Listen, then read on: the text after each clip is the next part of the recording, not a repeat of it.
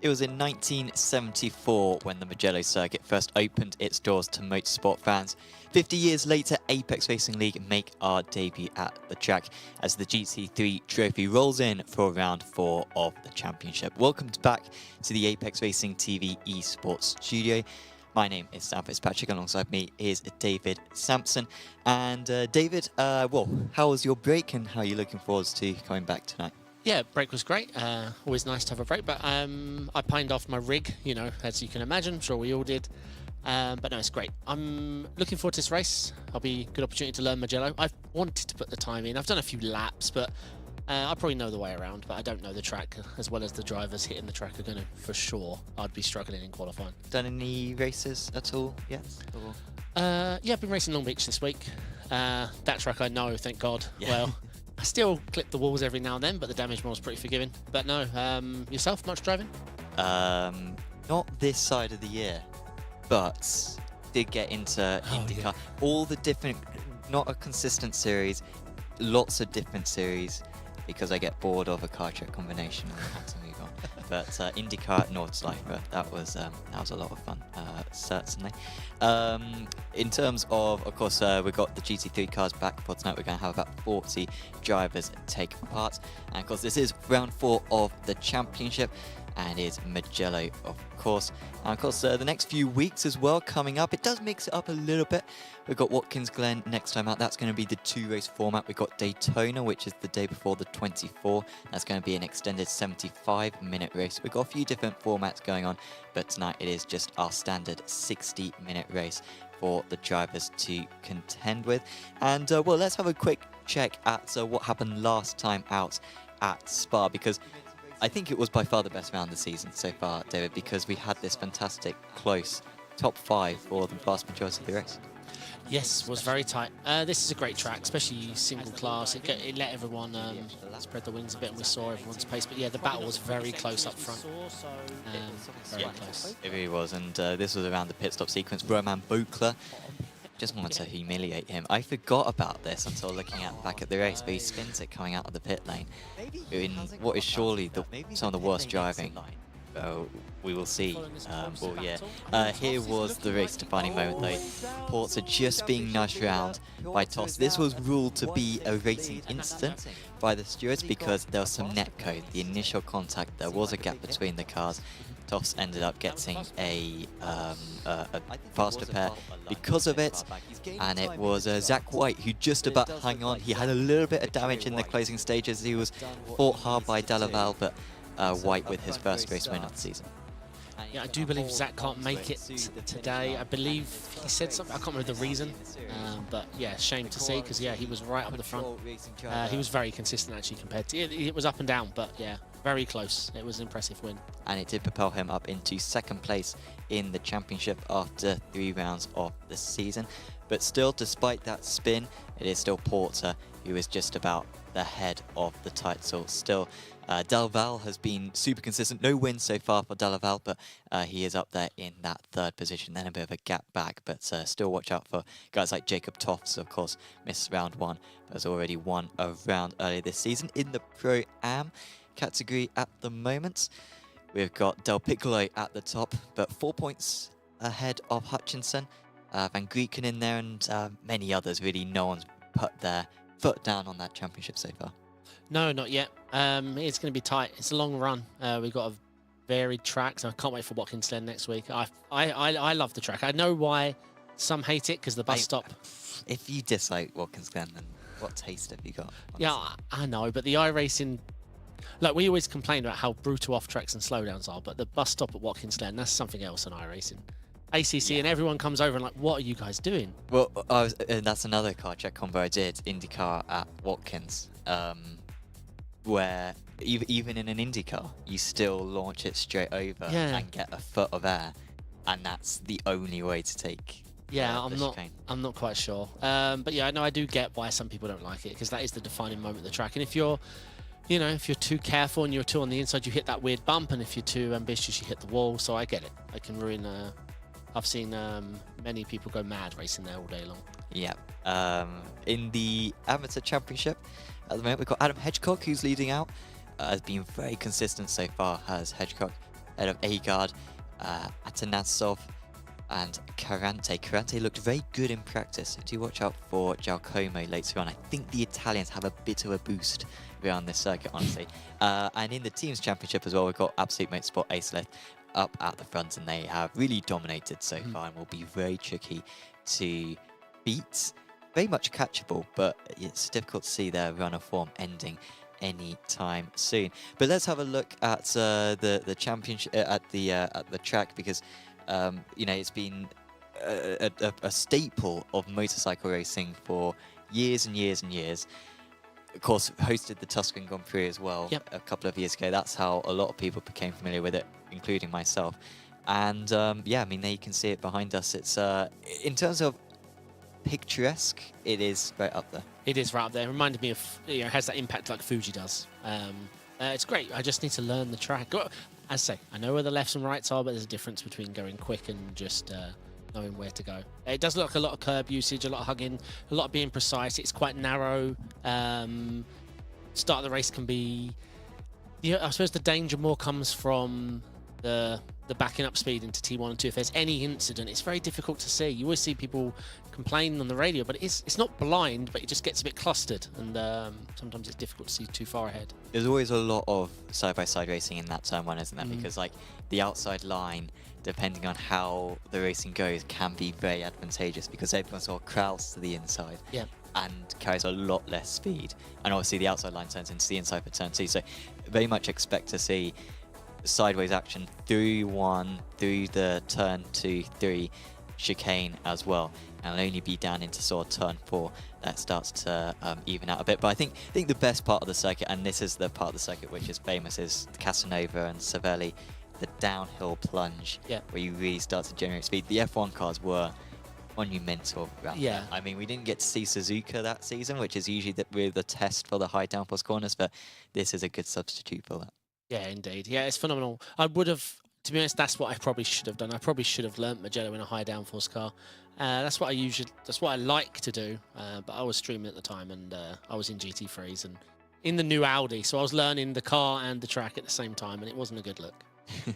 Well, we'll find out how our drivers think of the circuit in just a few minutes' time. We're going to go to a quick advert break, but then we'll be trackside and watching the qualifying action.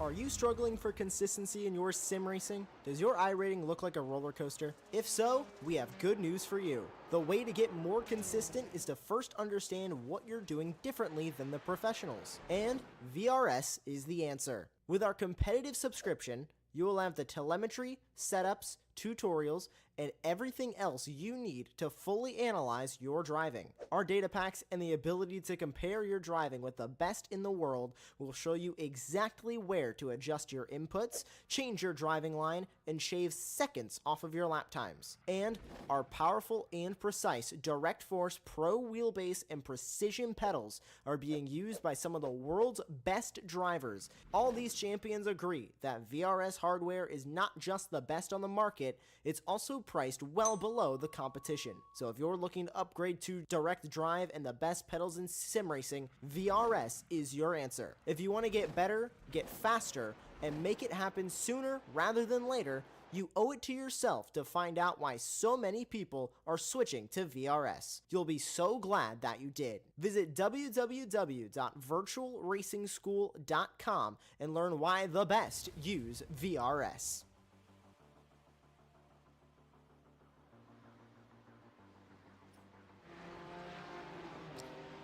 Welcome to Mugello. We are currently in the qualifying session. half an hour long, of course. The first 10 minutes for the AMs, next 10 minutes for the Pro-Ams, and the final 10 minutes for the Pros. And I was looking at the standings earlier on in practice, David, and it did seem like, and I hinted at this earlier on, the Italian drivers had an advantage. And I think that's, to be fair, if Crofts was at long last added to iRacing, if Duxton was at long last added to iRacing, if the extinct Rockingham circuit was added to iRacing, us Brits, It would dominate. we would dominate for a week. And we could do some scouting as well here at Apex Racing TV. We could look at the car park that it now is. And so, yeah, these Italians, I think, are taking advantage of that, seeing that they've grown up watching this circuit. I think it might also be swayed by the fact 50% of the grid are Italian. I think that might sway it. Yeah, chances are there's going to be Italian near the front. So that's very true. 2 of the top 3 in the championship are Italian, to be fair. So, yeah, always great to see. Same with ASUS Apex Racing League Endurance Championship, actually. Lots of Italians as well. It's very good to have so many of them around taking part in the Apex Racing TV series. You know, it's always been a passionate nation for racing. I'd say like Italy, Netherlands. There's a few countries that stand out that have always just been into their motor racing. I mean, and I think when it comes to it's the ones who are into sim racing specifically. Yeah. Which are into, like, so the Netherlands, Massive. as you say. I think Norway as well, at least when it comes to Apex, a really big nation, and Spain as well, like Spain and Portugal, Iberia. Lots and lots of enthusiastic drivers. So, no, it is cool when you got those many numbers. Currently, it is Atanasov who is leading the way, 0.2 of a second ahead of the rest of the order. We have got a fair few AMs who haven't set time so far. Bermanis, Hedgecock, who of course is leading the championship, Walsh, Delat, and this man, Luritsen. Also, Kasarorskas and Flamal making his debut tonight. We've got a few extra drivers. And Luritsen as well, just going a little bit wide there, so he will once again invalidate that lap time. I think he'll only have one more lap to set before his time runs out. And I've only just remembered we're not going to see that many Audis, right? Well, no Lamborghinis, I think, because you offered the free change from to the Audi. True. So I think that's going to be a very strong car here. This is a really rotation-heavy track. So if you've got, say, the Porsche or the Audi, I think you get a good advantage here. The downside being they're very rotationally. If you lose it, you lose it. I drove the Ferrari in the GT3 Sprint Series, and it may have just been the set I was using. I was using an Apex Racing Academy set, so I assume it was a very good set. But I was losing a lot of time down the straights, like 0.3. Is this fit? Oh, open, yeah? Open, yeah, against the Audis. I don't know if you found that as well, in terms of the Audis having better straight line speed, or maybe it was just the set that people that I was racing against, but it made racing very, very tricky. I think it might have just been the driver not focusing on exits, personally. Really? Yeah, possibly. No, I haven't noticed that much. We've got a lot more rounds to go, David, all right? No, I mean, the Audi is quick, it is rapid. I don't really know this track. It could be a traction thing. It's sometimes hard to mask unless you test all the cars. It may just literally be the rotational speed they can carry off the exits here. But as I say, I'm not the biggest knower of this track. Few laps, maybe 5 laps under my belt. I've watched a few races in the sim. But yeah, I think we're bound to see a Porsche and Audi up front. I forget what the... isn't it the Ferraris from the Championship League, like Dalval and all those are in Ferraris, correct? Porsche, I think... Oh, no, Tofts was in the Porsche, if I remember rightly. Tofts is in the Porsche. There are... Yeah, Tofts in the Porsche. And then we have got Porter in the Ferrari. Yeah, you are right. Because Zach was in the Mercedes, yeah, because we had 3 manufacturers at Spa who were duking it out. No, it's great. Have you drove the new Audi much? No. Do you own the new Audi much? I don't think I do, no. The original Audi as well was one of the first ever cars I bought as well, because it was literally released, like, I think the same month that I joined the sim, so I had to buy it. But no, this new one hasn't interested me too much. I mean, it is just the old one. It's just got a better bop. Yeah. And it sounds slightly different. Well, I do like the sound. I've always liked the sound of the Audi. I know Yeah. a lot of people like the sound of Merc. I think the Audi is, for me, possibly the best sounding GT3 car. It's serving A-Guard pretty well. It's just moved up to 2nd position, only half a tenth away from Atanasov as it stands. And Hedgecock down there in 9th. I'm not sure if Adam's necessarily done as many laps as he wants to do, because he's 2.1 seconds off the pace for a guy who is usually in the top 3 in the apps. Yeah, is he going to have time for another lap, do we think? I'm just looking now. He is... Oh, I think he's back in the pits. Or is he? No? No, he's not. He's out there. Maybe that was just a double out lap. I'm not sure, or just a mistake. Hopefully he's got time for one more. Because, yeah, that's not right. So, A-Guard, I don't think this is going to be... This isn't a quick lap, is it? I believe? Oh, maybe it is. Still pushing around. And of course, you've got this section of the circuit, easy flat out. I don't really know why there's those couple of corners, but it does thin out the field a little bit, and then this mighty final corner as well, downhill. It's difficult to take the right line as well. I mean, sort of pinching the inside does work, but how much space you use on the outside is always a question that the drivers got to ask, and A-Guard is just going to get a bit of extra practice taking the pit lane entry. Yeah, I know what you mean. We all know about maximising track, but on those long entries, it can be very easy to turn in too early and try and grab the apex too early, and then you just sat there. You're waiting for the moment you can put your throttle down to head out to the exit line. So it's difficult for drivers to master, especially because when there's little to no references. If it's just a prolonged turner with apex and grass, it's very difficult to pin it down and do it lap after lap. So the Pro-Ams are out on circuit now. Anthony Flamel, he's read the rules. Congratulations to Anthony.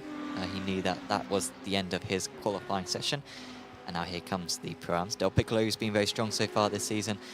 He has got a nice draft ahead of him. That's a nice place to be on circuit. I think that's Bizzaglia, who is sat ahead of him.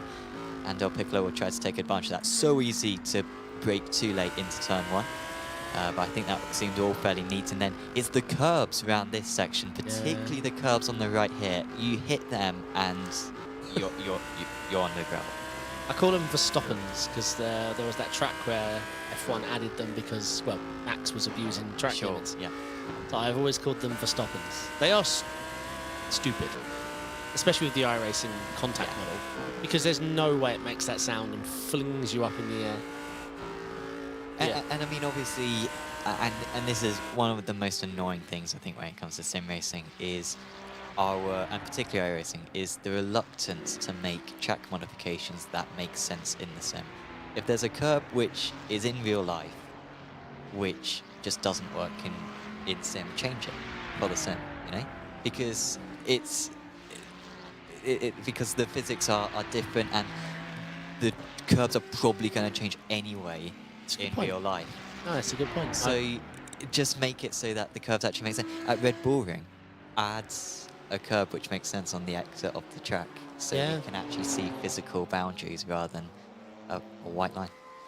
We're missing chat as well. Hello, Teague and Stegar. He was first in chat. Go Racing Labs eSport. A-Guard for Ampol. How did he get on? P2, I believe, wasn't it?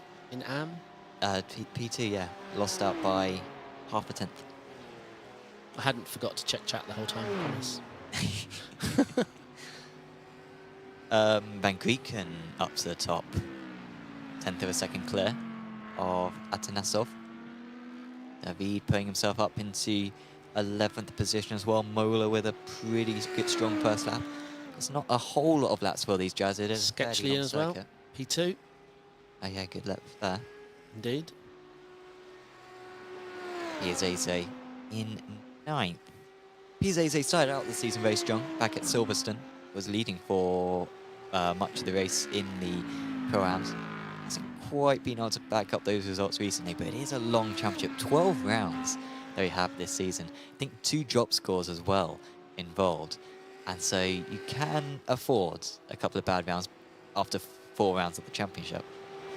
But he hasn't got to start getting some race wins in order to make up the deficit. Yeah, for sure. But like you say, in a long championship, the key is just to minimise your mistakes. Finish every race strong. Now you're qualifying. It's just, that's what gets lost sometimes in the long leagues like these, where it's not a race on race. If it's an entire championship, just put everything together. You can just make smart decisions all season long, even if that means a couple of podiums rather than going for the race win. You know, don't spin on pit exit. I've got loads of these like tidbit advices that people could use. Don't speed over the pit entry line. Yeah, don't crash into walls. Yeah. I think it is an element though which is quite satisfying about doing a championship rather than officials, is that I think if you do an official and say you finish 11th, then you can be very annoyed that you didn't finish 10th because it's all contained within that one race. Correct. Whereas I think if it's in as part of a championship, you can maybe care slightly less about the individual places, and maybe you're just more grateful that, oh, I managed to bank that many points. You think of the bigger picture rather than focusing on one or two things that happen in a single race. Yeah, 100%. If you can put together what you knew you should have done, i.e., you know, the quality time you knew you can do, the consistency level you knew you could do, the fuel saving you knew you could do, and a clean pit stops. It doesn't, then regardless of the result, you did your best. And if you just keep that up all season long, you'll be scoring. Your championship position will be a lot higher than it would have been on a one result setting. But I get it. The guys at the very bleeding edge of the front, look at Spa, they were battling down to the wire. No one thought, oh, P2 would be good here. No. Yeah, once you get into that last 15 minutes, yeah, it goes out the window, doesn't goes it? out the window. You need to become just desperate to win. As we're watching Mr. Hubler, Greg's looking good in the BMW. He loves the BMW. Decent track limits as well, I found around this circuit. Well, it seems to be, if you dip a wheel on the gravel, you're done. But you can still go all four wheels off the circuit. Yeah. It's like, and that's what I like. A lot of people very much simplify the off-tracks argument to, well, if you go all four wheels off the circuit, it should be a penalty. And on the most part, that is true.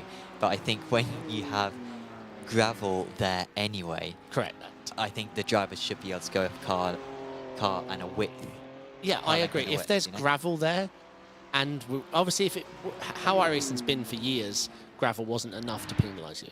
But now, gravel is enough to penalise you. For sure. Yeah. But no, I agree, like gravel in the old way, like at, say, Red Bull Ring, you could definitely still use it for an advantage, 100%.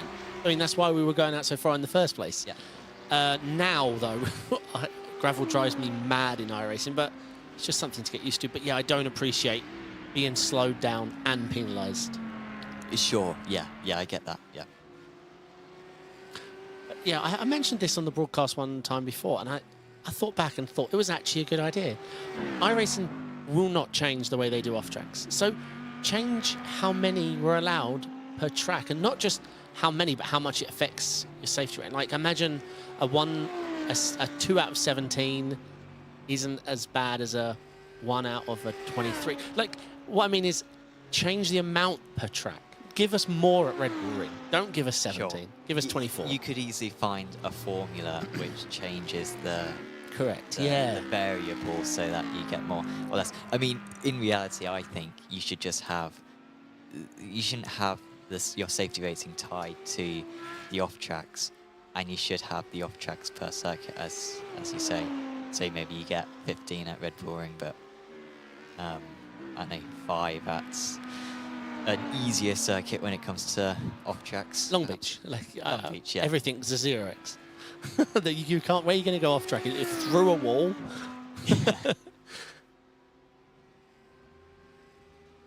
Right, Gregan with, it's very close at the top 4 within a 10th.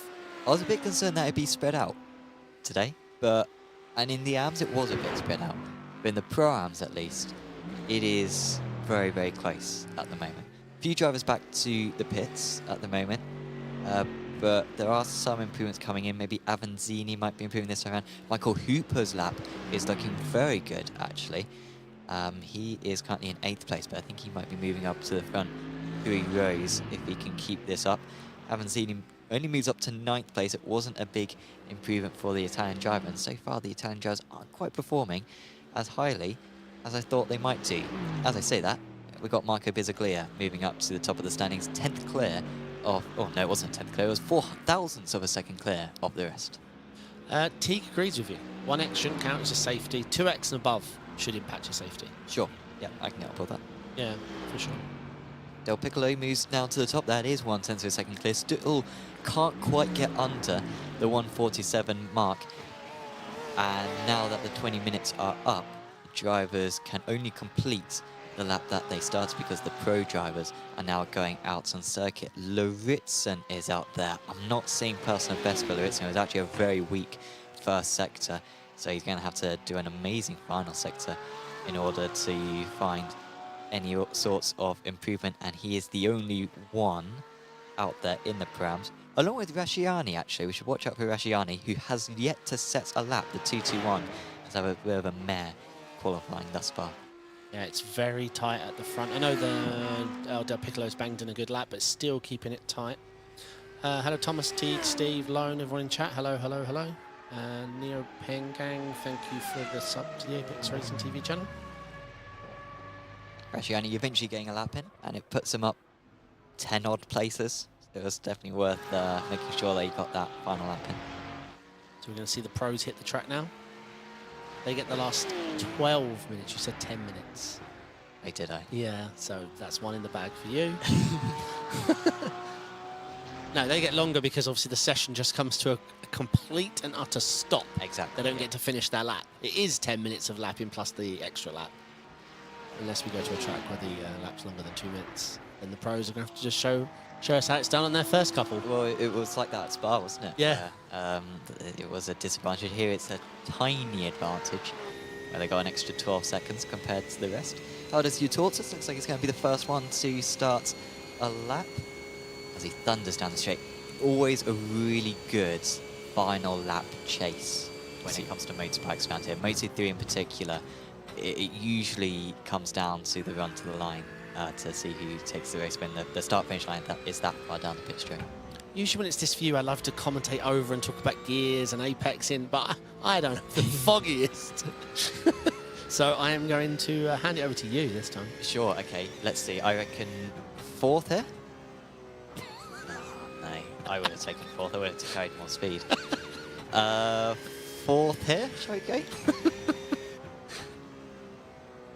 There you go. Oh, yeah. Stay in 4th. Yeah. I have done laps. I have done laps on this, not this exact car, but a Ferrari GT3 on this circuit. This is very fun, to get the turning just right here.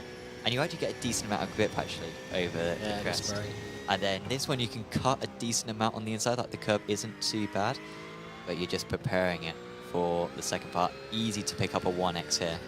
On the out, yeah, or on the outside. Okay, yeah. And then this is a very long corner. Really can brake late and just throw the car in. And you taught us early on the power. Again, the circuit sort of grips you up on the second part of the corner. A lot of short shifting here, just because you're always cornering, is it? And then, of course, the final corner. Not sure what the exact line is.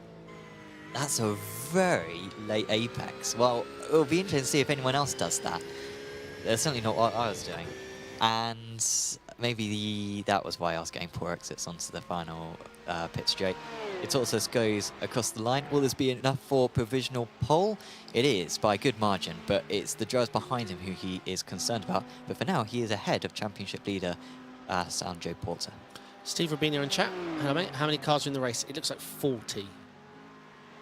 As it's already been answered by another David, which is the best name. So, it's good. Have you ever considered pronouncing your name David instead? Because I think Stephen David in chat is pronounced David. Have you ever thought of renaming yourself to If David I was born Simpson? in France, probably. Yeah. Yeah, but as I was born in England, I didn't. It'd be a bit cool. A bit cool. David. Where you would want it to be called something else. I'm still learning English, mate. I don't need to learn an accent of another language.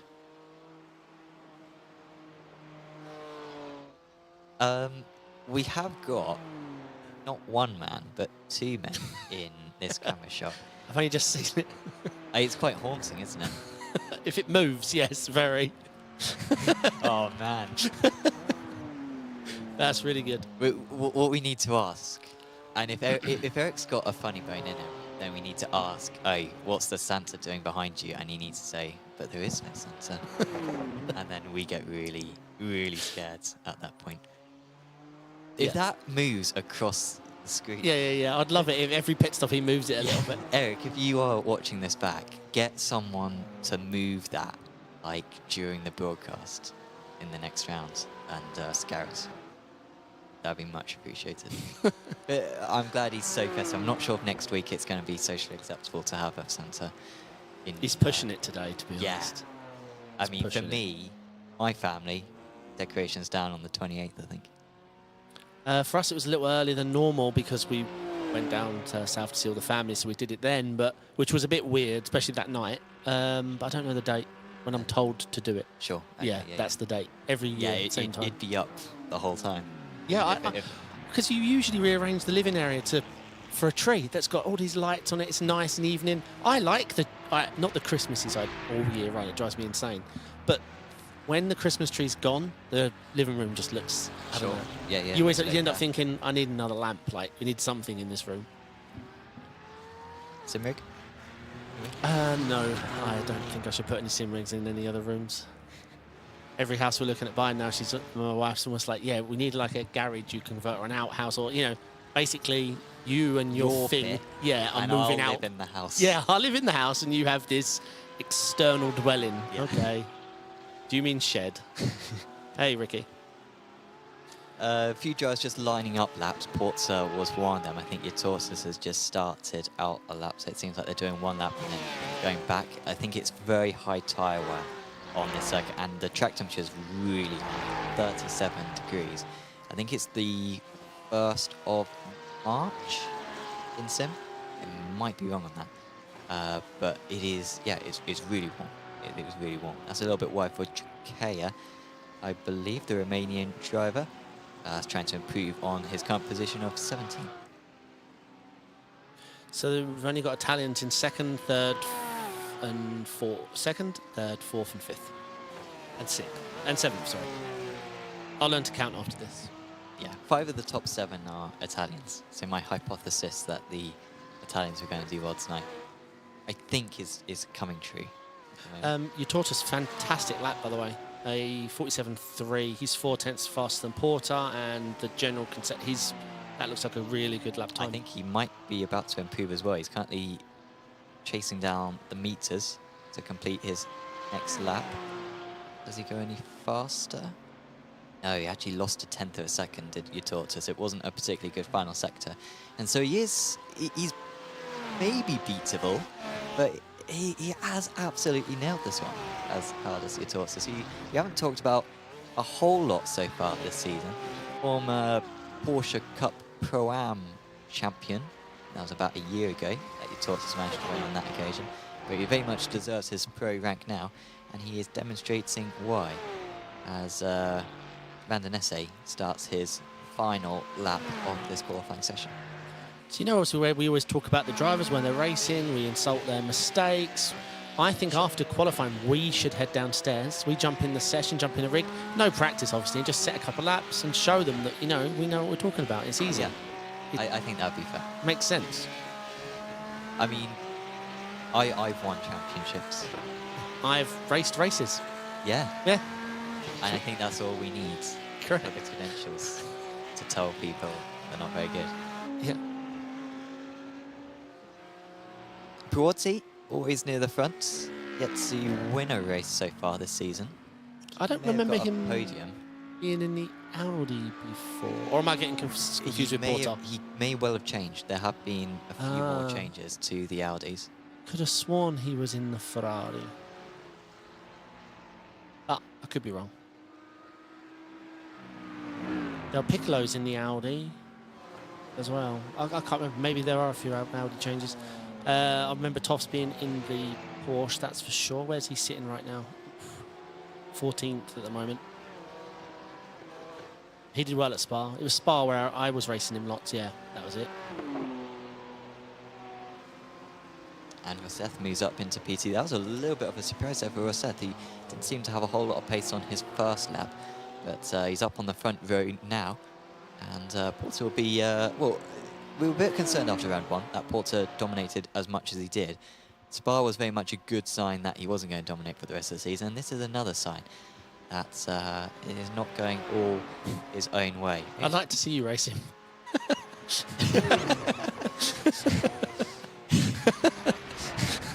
He's fast as hell. Yeah, carrying on. That's a really good lap from Eric. BMW, I just can't picture around here being a competitive car. Really can't. This track's all agility, exit traction, lots of agility, whereas the BMW is known for its more laid-back manoeuvres. Yeah, brilliant lap.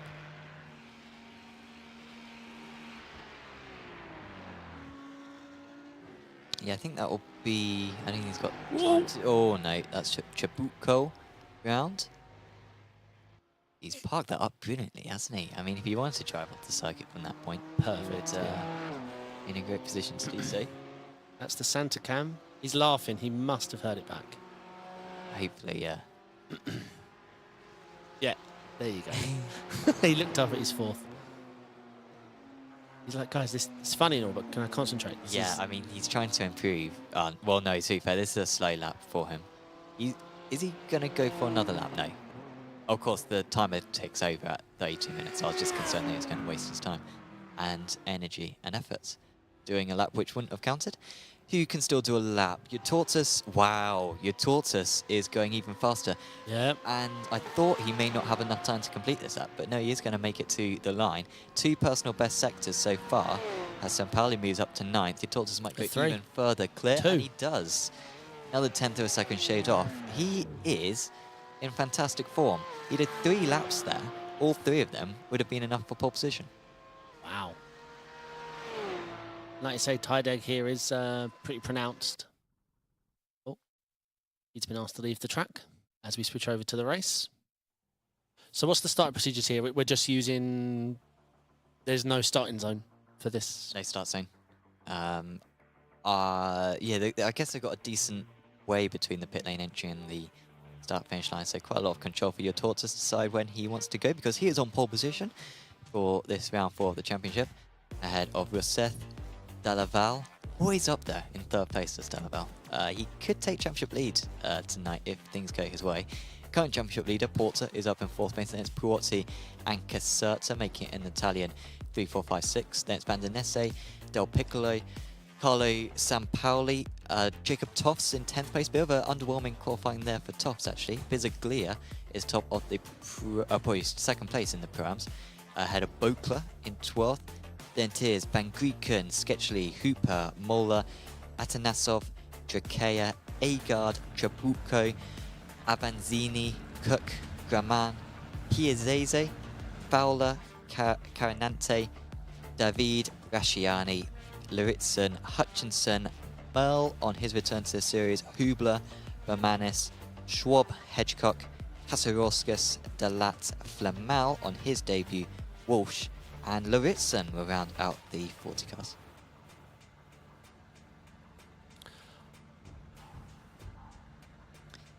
And well, how do you rate your Tortoise's chances for tonight? I mean, of course, 5.8k is Hardas, and as you say, it seems like he's done a lot of laps on this track. It does, yeah. It looks like he's a cut above. That's, it's like 3/10 off P2. Like, it was impressive, and like we saw, he was able to deliver it every time. I think you said it 3 laps in a row that were all good enough for pole. Brilliant to see. Obviously, we can't count out the bunch of Italians that will be coming for him and the BMW. But I think he's got a great shot. He just needs to get a few clean laps in, build that gap, not burn up too much fuel, stay away from the Verstappens, and he's all good. So I noticed Hedgecock's name a little lower. Yeah, for sure. 30. Well, he was 2 seconds off the top apps. Of course, yeah. So, like, I think there's a difference where some guys have done a lot of laps, your Tortoise, some guys haven't done as many laps, i.e. Hedgecock.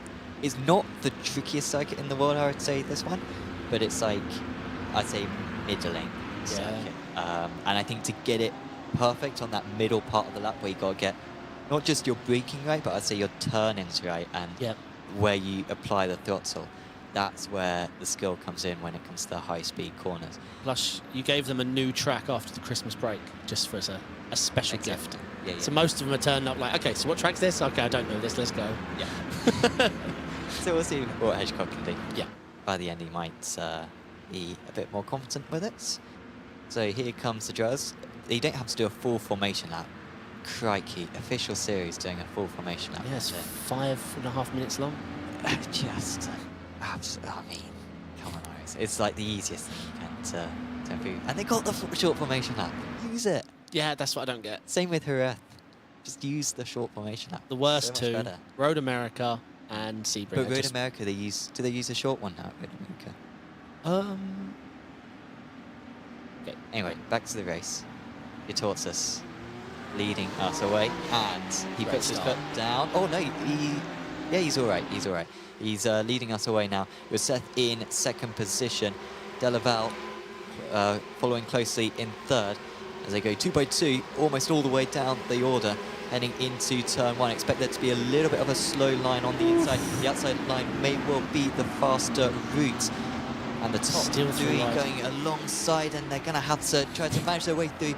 Now there is a driver off the circuit. It is Delaval, who's lost a bunch of places. He was on the outside, 3 wide, and unsurprisingly was escorted out to the grass. Anyone taking too much curb through the chicane? It looks like they all got through fairly nicely. This is where the track starts to narrow up and where they're going to have to start to go single file, but still, they are racing along as they head into Casanova for the first time. Looks like we've lost Ilya Ratini. I saw him taken off, and he has dropped to last, I believe. I didn't actually see it. But yeah, that 3 wide second. I think you are right calling a bit something there at the start. I do think the leader I thought hesitated. he nicked it off. Yeah, because if you saw his pull away and then yet the position into 1, he definitely was caught a lot more than, say, Draft would do. And I think that's what caused the 3 wide behind, because there was some confusion, maybe. So your Tortoise with 7/10 of a second. The top 4 all fairly spread out. Big gainers, Roman Bokler up 6 places. What a start for Bokler. I'd be interested to see what his start was like, which line he took. It is really a choice on whether you take the outside or the inside into turn 1. And whatever choice he took, it was the right way to go. There's a bit of a lunge for Mola. Del Piccolo still leading the Pro-Am category, but he's down 3 places overall. It's not been a good start for him. Meanwhile, Mola up 4 places from his race start. So a lot of movement. Not many drivers dropping loads of places, but a lot of drivers gaining or losing 3 or more places. Yep, chat's asked me to check on how Greg is. No bias here. Where is he sitting right now? We'll just get a camera on him. We have that power. Del Piccolo. Oh no. And that is our leader and our championship leader into the wall. Yeah, that looks like serious damage, unfortunately. One of them is going to argue that they turned in too early. One of them going to argue that they started extending out on the circuit. Yeah, we happened to catch it there. We'll go through the replays. It all happened rather fast in front of me. I usually give my opinion there and then. As we check in with Greg, he is running P28. He's up 4 from the start. Car is looking shiny and clean, so all to play for. Oh, we've got everyone in chat. Hey Neil, hey Ricky, hey Robert, Mark, everyone. Chris Fenness, we're watching. Where is Toffs? Toffs P9. Yeah, what? Up Dow, 1 place. yeah, he's got Dalval in front of him, so that's a fast part. Well, you've got Porter as well. It's a, yeah, this is going to be very difficult. And Bokler's up to 5th now. So Bokler up 7 places, so he even got past Piazzi as well at the end of the previous lap. He is on a mission. We did see Bokler, of course, perform very well back at Spa, didn't we? But he spun on pit exit and ruined his chances at winning the race. Brilliant content, though. Great content. Yeah, brilliant. I forgot about it, honestly, but I've made a note of it. So you might well see that on the socials. We're not going to let them die down. I think it should be the intro to every race. Yeah.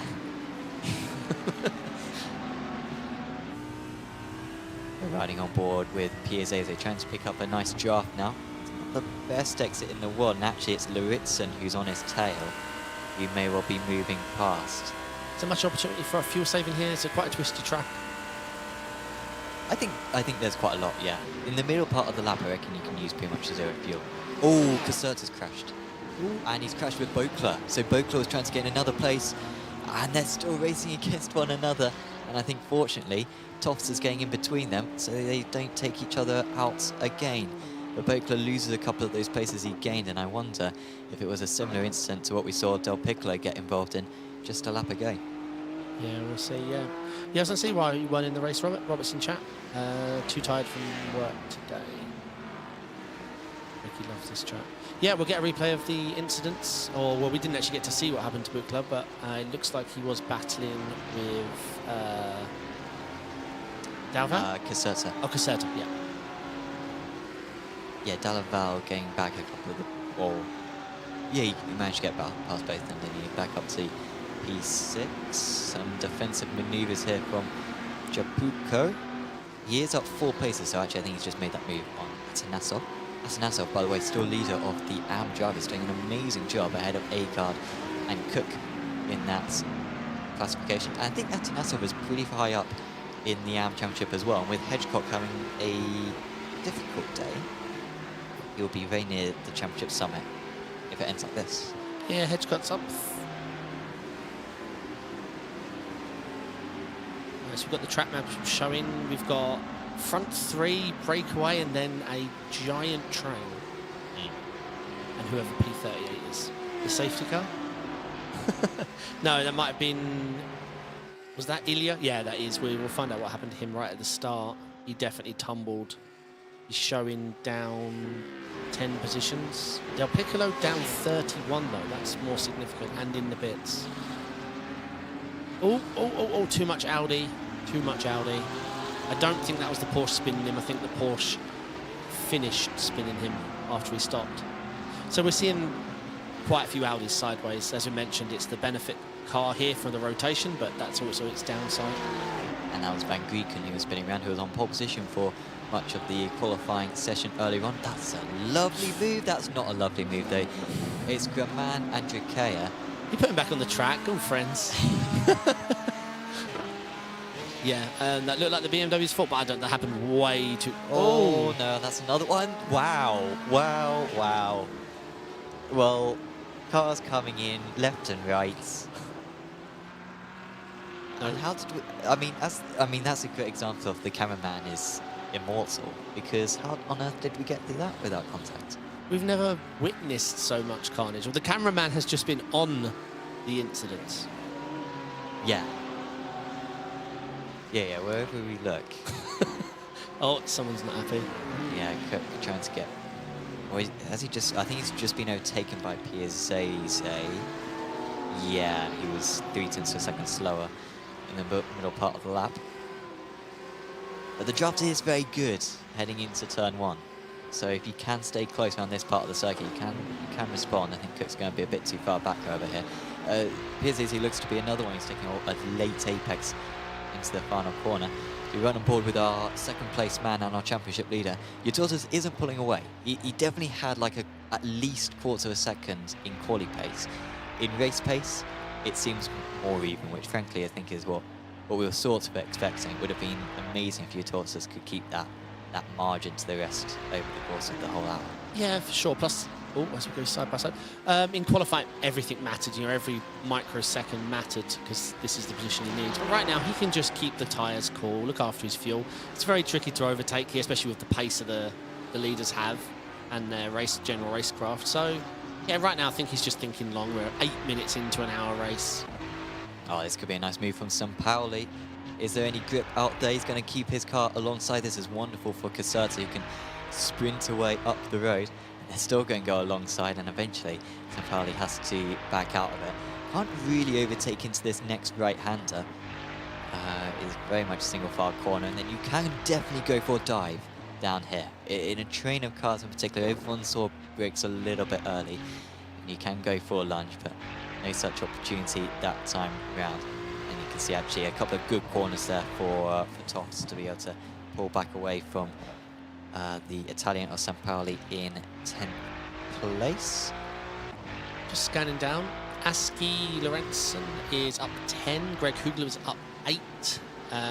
Martin Schwab is up 8. Mads is up 9. So there are some movers. Obviously, Alessandro Porto, it's easy to remember. He wasn't him. He's up 2 positions, up to 2nd place.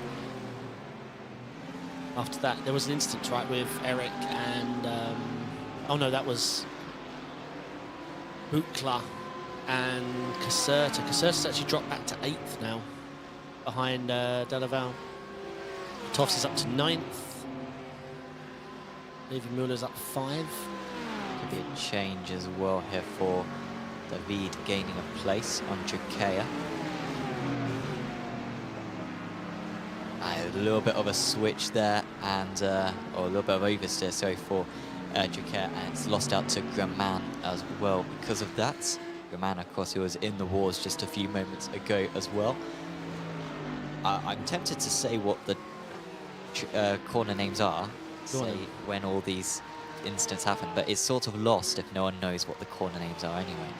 But, well, this one that we're currently going through is Arabiata 1.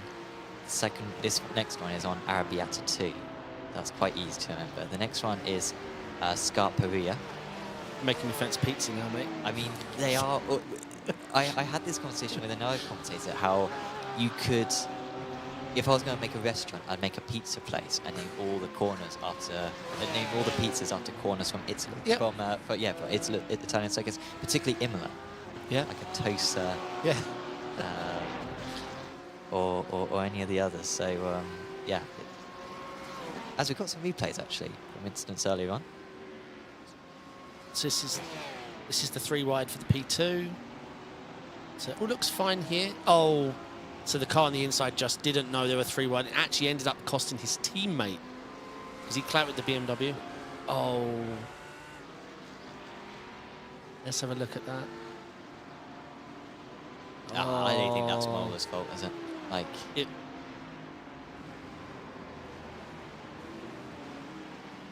yeah, we did speculate whether it would be the same thing. Wow, they're very lucky not to hit all that. yeah. Looks like... Sombretti. Oh, he just tried to switch lines, clipped his rear. The first 2 looked very netcode-y. Oh, wait, where you go? Wait, I'm sorry. I mean, he didn't have any control, right? No, he's throttling. Yeah, You think he's not? Yeah. I think he... Oh, he's not on the brakes. I'll give him that. But I don't think he's throttling there, right? I don't know what to say. That one was unfortunate because he banged into the BMW and then banged to his teammate. I mean, the Audi lost it on his own and his priority was getting going. I don't know. His priority was himself over everyone he could have killed. We'll see if there's any protests about it. And the stewards will review whether it's worth it. They could get a post-race penalty. They could get a pit lane start. Oh, not pit lane start. Qualifying ban for the next round. But yeah, he carried too much speed by not using his brake, and then he killed by someone by not using his brake. That's what I saw. Sure. The Audi's a dangerous car to drive. It has got brilliant rotation, and on a track like this, it is worth so much lap time. But any over-rotation, it becomes a very, very tricky car. Especially if you're going to start overheating the rears, it becomes really tricky. Which car is that, sir? The Audi. The Audi. So much rotation. It's a shame we're not seeing the Lambo, say. Has brilliant traction. It is a trickier car to drive in general overall. But yeah, fantastic car. Yeah, don't have a single one on the track. But as we spoke about that before, why? The Audi was new, and then you offered a free swap to the Audi. Yeah. Here comes Stephen David. He's been making a few moves actually as David. He's had good pace. Yeah, he is. But he hasn't been able to make this one. It's on Piazzese. Piazzese up 4 places. David up 6 places. They've got Luritzen up ahead of them, who's up 10 places so far. Yeah, a few of those incidents looked a little netcodey, a little. We're seeing a lot this season, a lot of netcode glue come back again, like it was a couple of seasons ago. Any small contacts and the cars can stick together, and then, yeah, then it becomes much more worse, unfortunately, because you start seeing those. What's it phrase when the police? Quarter panel. Yeah, it just looks awful. Or pit maneuver. Pit maneuver, yeah. It ends up looking like a pit maneuver. That's what I was going to say. Yeah, because it. Yeah, and all this caused by just a moment of glue. Oh, that's the gravel. It's lucky it's 30% more grippy than asphalt in iRacing. Well, yeah, he wasn't going slow enough, and that gravel very much did help take a few Ks off his speed there. It appears as he lives another day. It's a good scan, this. And like I said about Fuji, it just feels newer and fresher, like Fuji feels. I don't know how to explain it, but Yeah, I mean, compared to going somewhere like Interlagos, yes, it is just nice on the eyes. yeah, for sure. Vicky Bowers saying, I love this track. I'm glad, Vicky, that you're a fan of it. Got Misano coming up next season, of course. Portimao, everyone knows. But Misano aren't as familiar with because it's never hosted Formula 1. It's on the SRO GT3 schedule though, right, Misano? I want to say. Yeah. Yes, I believe it is. And that one's nice. Done a little It's bit another bike track though, isn't it? I mean, have you done any laps on there on ACC? No, I haven't. I've seen people, but no, I haven't. But no, I like that one. Yeah. So generally Italy, I think, and I know this is maybe against the law here in the UK. I think Italy's got the best circuit roster of anyone in Europe. Obviously, the US have got the best circuit lineup in the world. But I think Italy are top in Europe, followed by the UK, and then maybe Spain. Maybe Spain. Yeah. Maybe Spain, maybe France, maybe I don't know. Germany. But look at Barcelona. They just need to just give up trying to fix that last bit and just redo. Just come up with a brand new plan. Stop with the changes. I just like the historic bit. If I'm going to race it, and I throw up a race. Oh, for sure. 100%. I love that corner. And well, do let us know in chat. What is the best European nation when it comes to circuits? I'm not believing anyone who says that the US hasn't got the best circuits overall because they've just got so many. Yeah, Road America, Sebring, Le Mans. Road Atlanta. Yeah, Road Atlanta. Amazing circuits. But yeah, in Europe, I think it's a tight debate. I think. The Italian tracks are all quite narrow, though. No, not all of them, but you know what I mean. They're quite old school. Yeah. I can't think of any new Italian circuits. They're all classics. Mulder's still leader of the Pro-Ams. Bizaglia, who was very strong in qualifying, well, he was strong in qualifying, as well as practice in particular. Bokla, by the way, is up into 5th place. He has just got past Van der Nesse. That one's taken him a while. Bokla was phenomenal in the early stages. Then he had some contact. He might even have a little bit of damage. I mean, it's not visible, but he did make fairly significant contact with Caserta. But Van der Nesse's got a pretty tough time because the 3 drivers, or the 2 drivers who are now behind him, the reason why they're behind him was because they had incidents earlier on. Then you got Jacob Tofts, who's already won a round so far this season. Van der Nesse is going to do very well to keep any of them behind. Yeah, for sure. Utorta's almost got an 8/10 gap, but it's not. That's been peak all the race so far. What, we're 17 minutes in. Porter's well able to keep up, so we have to see what their fuel usage is like. Porter's usually been very good in the pits all season long. But yeah, Buklo definitely maybe struggling with something damage-wise because he's... Yeah, I'm not sure. We'll see, because that contact with Caserta, God knows what it did to his car. But they've all got fast repairs, so once they box, they can eliminate most of the problems. What do we normally find, like 35-minute mark, isn't it, at this race? Yeah. Around that sort of... 40 minutes. Yeah. Oh, do we see flashing? Yeah, Tofts wants to get up the road. I mean, Tofts is thinking of the championship. He has only done 2 races so far this season. He won one of them and he nearly won the other. So he's very much a championship protagonist. And there's a drop week, right? So he can drop the one he was... 2 drops. Oh, 2 drops. So he's well in the championship. Yeah, but 9th place is not where he should be. This is far lower than what we've seen him so far this season. But he might be up to 8th soon, because Caserta is getting nearer and nearer to him. Toss, here he goes, looks to the inside. Caserta still turns into the corner a bit. Toss easily gets it stuck on the apex, but there's enough pace for Caserta to remain ahead. And now Toss just needs to try to get the cutback at each one of these corners. But they're only fairly short, straight bit of a slide that compromises the exit for Caserta. And now maybe Toss does have the advantage. You can carry more speed around this one. Whoa. He's keeping his car alongside, and it will come down to the fast downhill right-hander, but Toss taking a bit too much curb. That compromises his run, and Still, he can't get past, and doing all of that lost them a second. Respectful racing though. That was really good to see. I see my man Greg back there making moves. Go on, mate.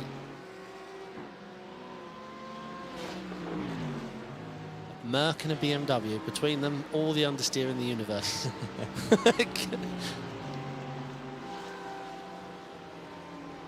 Yeah, Stephen David's been pretty quick though, all race long.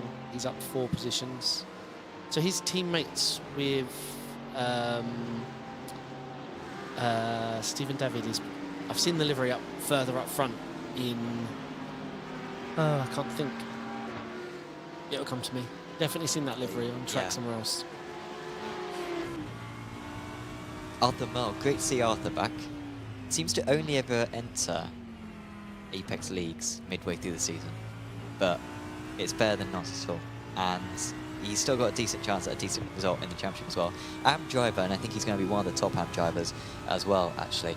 And this is a pretty good performance from him so far. He is 5th out of the amateurs, and he might be up to 4th because he's got Bermanis ahead of him, up 5 places. Hutchinson having a little bit of a rough time of it, actually. In the Pro-Ams, he's actually behind these drivers. Hutchinson's 2nd place in the Pro-Ams going into this round, and yet he finds himself some 17 seconds off the Pro-Am lead after just a third of the race, and I don't think he's had any issues. Back to the Caserta toss battle. I think Caserta's going to be a bit more comfortable this time out. Yeah, for sure. Yeah, it may just be a simple case of Hutchinson, you know, celebrating Christmas with family and comes back to a track he doesn't know. Sure. Easily possible. Because that's what I would be doing. I would say he needs to get his priorities straight. Correct. Because he's got a chance at a Pro-Am title here, does Hutchinson. Yeah. As far as I can recall, I don't think he's won a title yet, Hutchinson. Whereas I'm sure he's had many Christmases with his family. So he needs to really think about gaining stuff in life and not being complacent. Chat's asking if Rosen Santa is still in his room. We should check. Of course he is. It hasn't moved. What we need to do is get one ourselves, and at the end of the broadcast, put it Have it. Yeah. No, you need his one. Get that arranged. Yeah.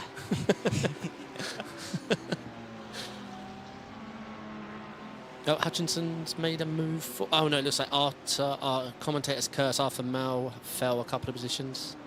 Well, issue for Mads Lauritsen gone off just behind Hedgecock. There he is. The gravel's really slowed him down there, hasn't it? I mean, you can see he's almost certainly spun off, and then he's reached the gravel and gone about 10 meters further. And Flamel is... Flamel's looking very damaged. Yeah, I did see a few positions changing just before that, so I think Arthur got held up.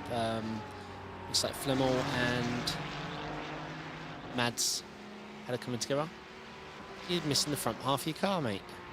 Fortunately, he can pit now and get to the end of the race. I would think, at least. Yeah, maybe one more. Yeah. Might have to do some fuel saving. Right on board with Merle.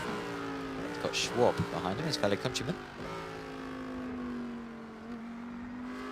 Bit wide as well for... who is that behind them? That is not Adam Hedgecock. That is a back marker, I think. That's Giacomo Carinante. Shame for Giacomo, actually. I'm not sure what happened to him earlier on. I wonder if he was involved in that mess going through Casanova and Cervelli. But yeah, he's a lap down. I think he's taken a faster pair already. So that's a shame because he was very quick in qualifying. I think he would have been one of the highest placed. Okay, Mads is into the pits, obviously to get that damage fixed. So there's obviously time with fuel saving, or his car's just not. We'll go side by side here. Well, looks like he's going to hold that nicely, easily. Yeah, plus he's on the correct side. See, even I've learnt the track now.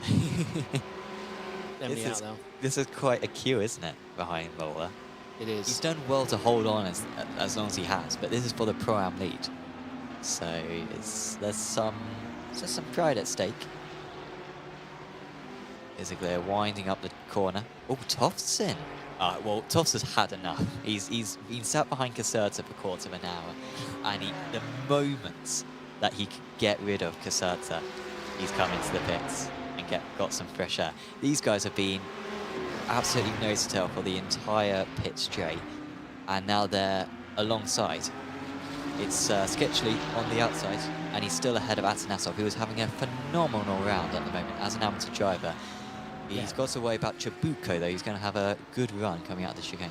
Yeah, he just needs to think long now and not try and get caught up in this Pro-Am battle, because while there are points for beating them, he can just follow them, which would be the advice. If something could happen between the three of them, for sure. All right, we got a replay. Oh, so mad, yeah. So Mad's just completely, yeah, that's Flemmel's front of his car done. But that's racing, unfortunately. So yeah, the super rotaty cars are the ones that we're seeing sideways a lot. Porsche and Audi. I still can't believe there's a BMW third and fifth. Well, Bogler made that move on Van der Neste, but he hasn't pulled away since, and now actually he's the one on the defence. He lost a 10th in Sector 1, 2/10 through Sector 2 on this lap so far. But overtaking doesn't... It's certainly not easy, and anything we ever thought it would be easy as such. But it's bordering on the side of very tricky, I would say. Yeah, for sure. The BMW is quick in a straight line as well. Porsche's not exactly known for that. It has great traction. Yeah, this is quite a long straight. Porsche does have brilliant brakes though, but no, like you say, it's very difficult to pass here. And with the pit stop phase due, it's just better to nail this phase of your race. This is going to be a launch. No, patient from Chabuco. He's just trying to unsettle him, make him look in his mirror at the brake point, just to screw up his entry and his rotation. Maybe get something done that way. Yeah, right now it's important not to lose time. Right now it's important to just be quick, keep that last little bit of fuel not burning, and get in your pit and try and jump some people. I think it must be about a 45-second loss, so if these guys decide to come into the pits, they'd come out around Ludovic the Lat. But that would be it. So if this pack, if anyone on this pack decides a bit early, they would come out into fresh air. So it might be something worth considering. Yeah, that's always tough to judge when you're driving. Like, there's many things with the pit stop phase that I don't mind judging when I'm driving, but where I'm going to come out on the track, that I usually find tricky. Because we're looking at a standings information like covering so many people. When you're driving, you tend to not look at 25, that many cars.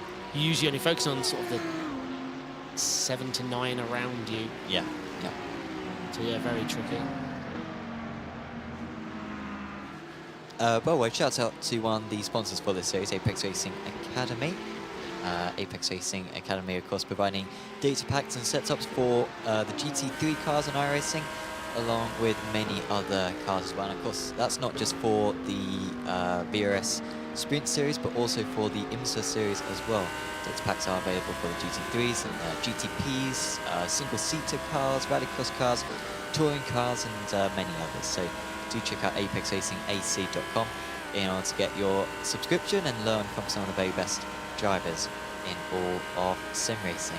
Chabuco is the closest one of this pack, and that was a genuine consideration to go for that move, but still he's not quite there. I feel like that turn one, it's surprising how well the car does stop. So Chabuco could absolutely send it. Yeah. I think, and he would get close to the apex, but he's not at the moment. It is still quite tight, and the person that he does turn in quite early. Like, it is very close racing, unfortunately. Any clip, and yeah, then the two come together. He's going to wipe up the car ahead as well if he misjudges it, doesn't he? So very true. Yeah. So still everyone, we've got a few trains in these top positions. Not many things going on further back. Quick Hoopla, I'm sure the chat will be interested, is just come into the pits, by the way. 17 seconds for Hoopla, not particularly long in the pit lane, but we haven't had many pit stops anyway, so not easy to judge so far. Oakler still just about hanging on, and still there is no break in this pack. And by the way, your Torta is still 7/10 of a second clear of Porter. Do you think Porter right now is just saving fuel in second place? Or do you think he's genuinely having to push in order to keep up? I think both. Honestly, I think he's fast enough to do both. I think he really is pushing to stay with your Tortoise, and I do believe he's out fuel saving him as well. But let's see. Porsche is known to be pretty good on fuel, but it's not easy when you're leading the race. Tortoise hasn't picked up a win this season, has he? He hasn't, no. Yeah, there's always that pressure on knowing how much you can save from the lead without sort of keeping them too close to keep the danger high. So it's difficult to juggle. As we've seen more people box, SK's come in. Yep, got a queue of people boxing. Danny's in. Let's see how any tyres go on. Nope. Oh, yep, he's floating in the air. Did I read a note? iRacing are looking at doing this, that add in Jackman and full animation as well. That people. Well, I did an IndyCar race when I was doing IndyCar at Watkins Glen. You come into the pits and there's animated pit crews. Yeah, I heard So that it's coming to GT3s. And it shocked me. And it was great. It's really really cool. So yeah, please iRacing do add that. That would be No, fix netcode, then do what Sure. just asked. And give us rain. and give us more short formation ups Yeah. and fix the curves. Or just change the curves, can we, guys? And can the bot be based off whatever car I prefer? Oh yeah. That would be lovely. Stupid Acura LMDH. I don't want to drive that thing. Yeah, I mean, we had the season opener of the Apex Racing League Brits Championship yesterday, Yeah. and probably 3/4 Acura. Nice. It's horrible. Few Porsches, few Caddies. I don't think there was a BMW in the top 20. Right. Such a shame. Sign-ups are still open for that, by the way. 52 cars. All GTPs racing the IMSA circuits. Sign up at apexracingleague.com. Delaval is into the pit. I wonder if he was in traffic as well. I think he was at the back of the Beauclerc Van der Nesse trio. So he's tried to undercut the pair there. I think that's a very smart move there from Delaval. But he needs to hope that he doesn't come out into traffic. From what I'm seeing, I think he should come out around Hedgecock and Kasarorskas, so he won't have too much to do with. Yeah, and plus they'll be in soon, surely. Atanasov is in as well. Let's keep an eye on the lap time. So what Greg did a 17, which looks... Greg Hubler's the pit stop is the fastest we've seen. Yeah, 21, 22, 17, 21. Yeah, Greg is alarmingly... Oh no, as Dalval is also very short. So I wonder if it's just a tyre choice here. Because, yeah, Dalval 16.7 seconds. And then Atanasov 22. So there seems to be a split between the 22 seconds and the 16 seconds. Yeah, it's unusual because, like, I mean, you could take 3 tyres within 22 seconds, but you're not going to take 4. So I imagine they're all just taking 2 or 0. And yet, yeah, there's a big gap. Yeah, Maybe Delaval that was just saving a ton of fuel.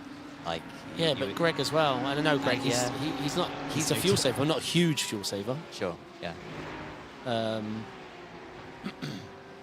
Yes. We are getting probably about 5 minutes away from the absolute furthest you can go on a tank. It won't be that many more laps. Maybe 2, perhaps 3 more drivers. 3 more laps that the drivers are able to manage. I think we saw 3 branching just then behind, unless they all crashed. Beauclerc 1. Yeah, Beauclerc's in. And so Van der Nesse, if you're Van der Nesse here, let's say that he's got another 2 laps of fuel left. Do you do those 2 extra laps on low fuel, or do you pit on this coming lap in order to cover off the undercut from the 2 drivers who are behind you? I'm not a big believer in the if you've got tyres and then if you can drive around on your own, you can go you can go quali pace on super low fuel. You miss out on those low fuel lap runs if you box early. So let's say your competitor's coming out on cooler tyres or heavier fuel. All these factors work against you, whereas you get to blast around on super low fuel. As long as your tyres are within a nice window and you're feeling confident, then yeah, you should stay out. Tofts, being asked by Mark Tubes. Yeah. Has Tofts parked it? No, he had a speeding penalty, seemingly. because he got a 40-second penalty. Correct, it looks like his pit stop was 17.9 plus a 40-second penalty. Yeah, 57.9, so speeding penalty. Ay. There's always one. 2 bad rounds for Jacob Toss. Had a chance at winning at Spa, but had a collision with about 15 minutes to go. And, well, tonight it definitely wouldn't have been a win, but I think a top 10 was looking... Yeah, well on, top 10 was well on. And that's not going to happen anymore. He will do... I mean, he's going to be outside top 20. I think he's going to be about 25th, I think, come the end of the race. Porter is into the pits, so your Tortoise can continue round. The question is, how short is this pit stop? I'm honestly expecting a 14-second pit stop here from Porter, seeing that he's been in the draft the whole time. I will go 16.1. Okay. Visaglia next in.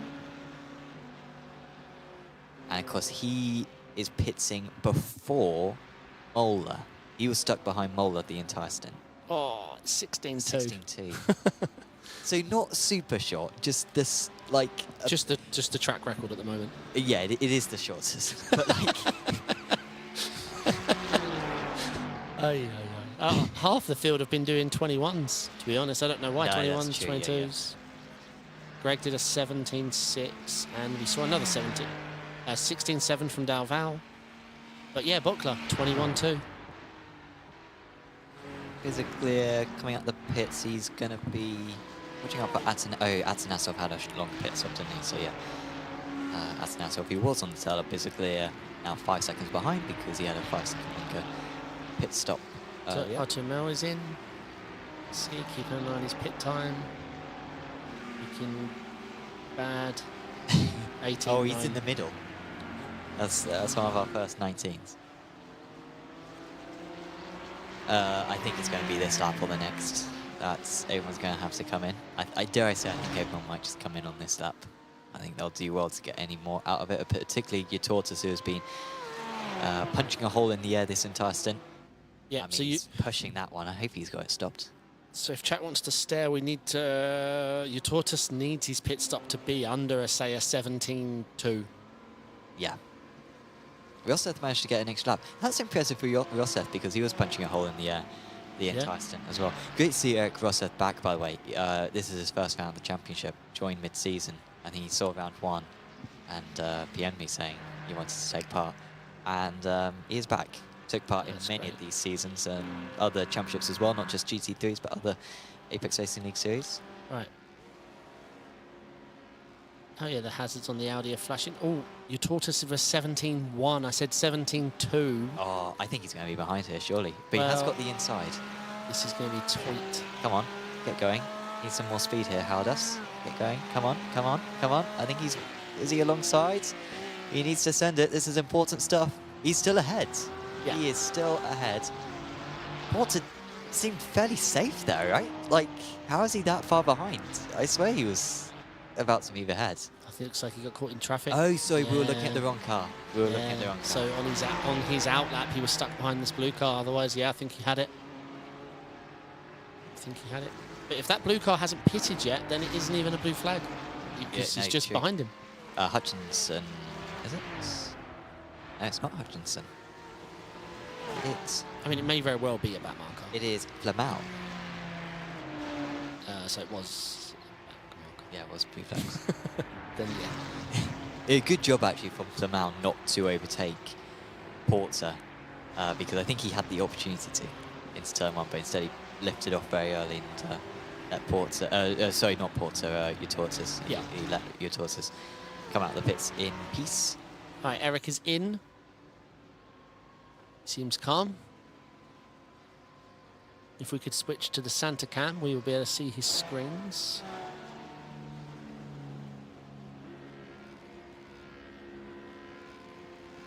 The Racing Lab Esports just comes to a stop.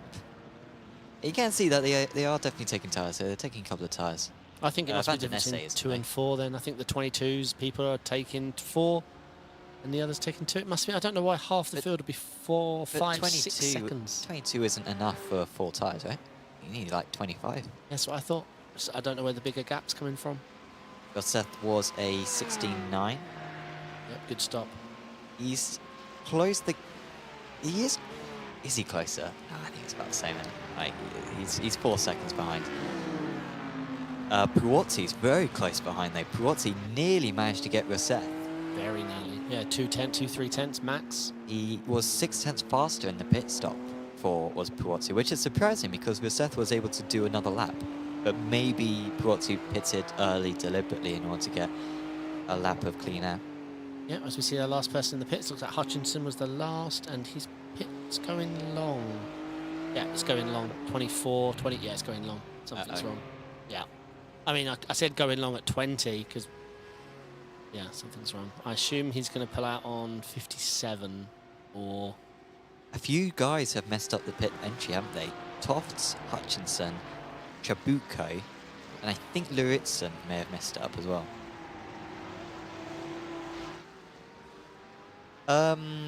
Esmeralda Jujapin asking, or saying, Sam, if I remember correctly, Hutchinson won the World GT3 Championship a couple of years ago, racing with Ibra SR.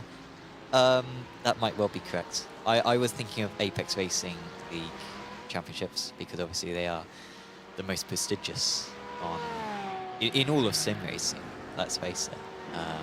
But no, I think Hutchinson has been very strong in that series. A little bit more of the glue. Yeah. And Agard making contact with Atanasov, and that has changed the lead in the abs. Cook is now ahead of these guys. What a change. Well, I just chucked enough BAM to go another hour in the race, so let's go. You need to go longer than that. Yeah. got podcast after I didn't this. mean to drink that much. My eyes are cooking now. Rosen fifth, he's dropping back a bit there. 4. Well, no, I say 4.1. He was 3.9. There's nothing in it at all. Witter one. So Sketchley's now leader of the Browns, isn't he? There's been quite a change in that battle. So Mola has had an awful time there. Mola should be 9th, but Mola's lost out to Sketchley, Bisaglia, Sampaoli, and now he's fighting with Hooper as well. So, and Hooper is going to try to rub salt into the wounds with the Florida livery, the Bear Pope livery. Oh, wow, lost complete control there. Did Hooper off the Geist. Going to have to back out and go again in 13th place. But yeah, awful time for Mola, and it means that Sketch is now leader of the Pro-Ams, I believe, for the first time this season. And then, of course, the AMs changed around as well. Atanasov had a longer pit stop that left him in the clutches of Cook and Agard, and after that incident with Agard, Cook was able to get past the pair of them and moves up to 14th overall and leader of the AMs. Yep, let's just pick a random stat, yeah? Most positions gained. Oh, that's Greg Hubler. Let's go. 12 positions gained and 7 tenths off the guy in front, Stephen David, who was racing earlier. Oh, he's going to get him now. Yes. He has got him. He's up into 19th. That early pit stop for Hubler worked well, hey? Yeah, indeed. Yeah, it's a good team. I would say most prestigious in all of sim racing. Yeah. I mean, you know, the young kids these days, they think, if only one day I could be part of Samsoid Sim Sport. I know, it's crazy, right? Porter is very close to your tortoise. If he was waiting behind earlier on, he's not waiting behind anymore. He wants to get past. And he's on the power almost at the same time. Your tortoise comes across the inside.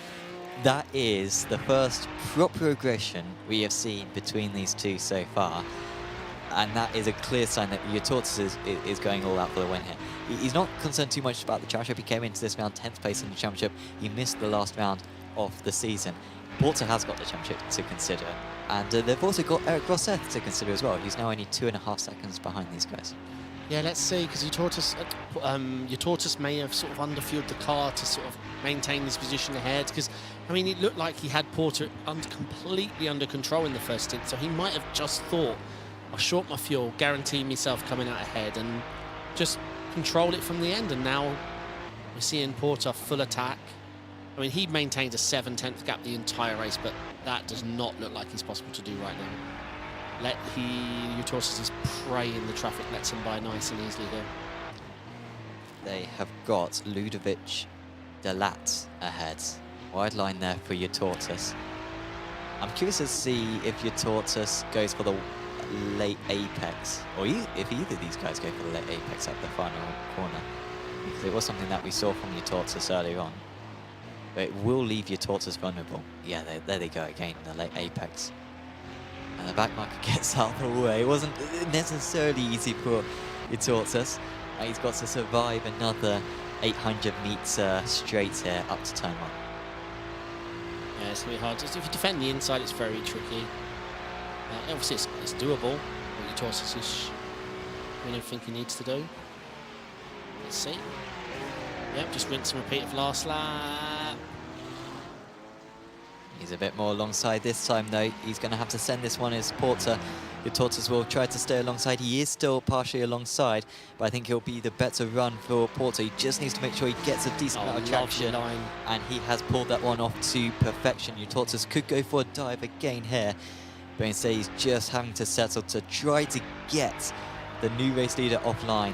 It hasn't worked, and Roseth was praying that battle would continue. This battle has come to an end, though.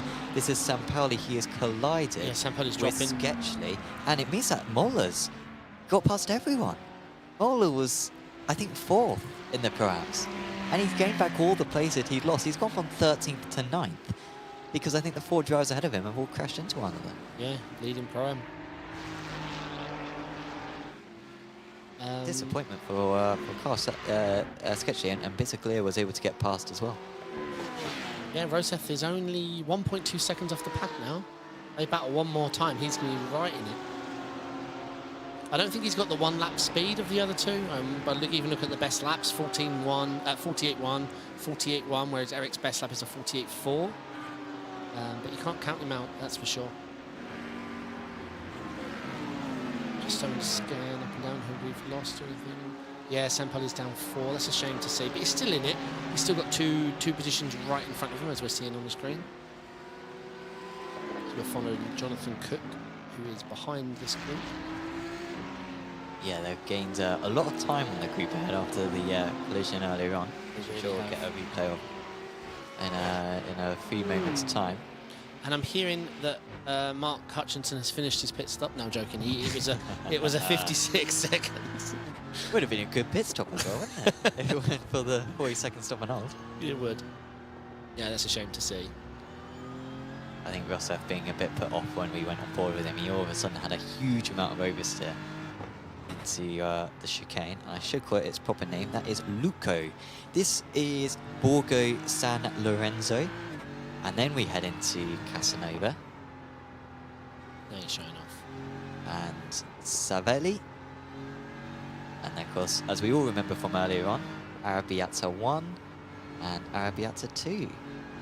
I'd be impressed if I couldn't see you looking at the names on a map. We're all in the learning stages of this track at the moment.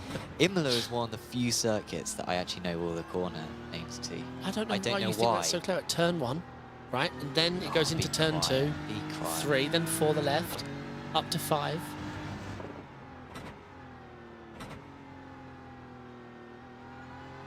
So we're being asked by our producer, what's the best 1-2? Is it Arrabbiata 1, Arrabbiata 2? Is it Lesmo 1, Lesmo 2? Or is it Degna 1, Degna 2? Lesmo's for me. I don't know. They're one corner names I actually use. That's how iconic I think they are. I barely use corner names. Degna's is what's the one? Suzuka. Yeah, the double right-handers, right? I mean, obviously Suzuka. Yeah. I'm a big fan, so I'm going to say Suzuka. Oh, no, and that is a collision between some of our top hams. Fortunately, the gravel stops Agard from going into the wall. Bit like glue again, though. But that is, I mean, that's the second glue he's had when fighting for the AM lead. He was trying to get past Atanasov earlier, and now he's collided with Cook. And Atanasov actually got past Cook as well and all that. So it wasn't just Agard who lost some time. It was the man who made contact with Cook. And Atanasov is back to the lead. So both in both the Pro-Am and the AMs now, we've had drivers lose out, drop down a couple of places, but then regain it when drivers ahead have collided. Yeah, for sure. Just looking at Bottler, obviously had that incident at the beginning, plus his pit stop was 5 seconds slower than everyone around him, and yet 6 positions up, running P6.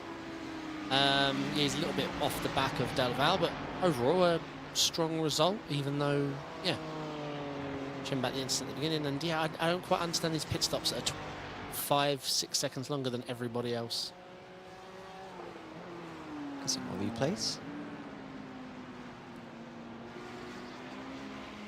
Ah, so that was... I think that's the second time that instance happened to Bokler as well. Yeah, for sure. Happened on lap 2 as well. He's done. His car didn't look too great. Oh, well, Yeah. a bit of netcode, but he tracked out. I mean, he tracked out, so... Ah, so here comes Agard and Atanasov. And he went wide initially, and then there's some glue down here, and that just allows Cook to go underneath the purple. Yeah, I mean...